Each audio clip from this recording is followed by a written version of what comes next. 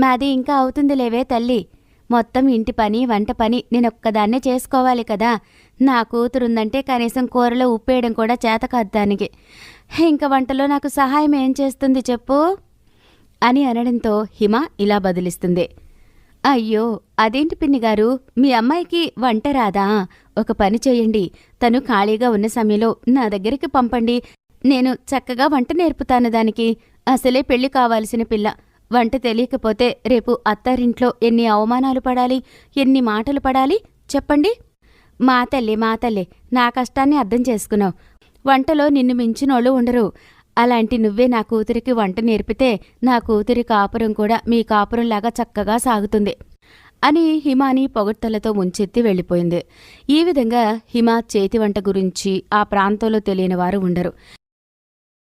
అలా రోజులు చక్కగా సాగిపోతున్న సమయంలో చిన్న కొడుకు గోనికి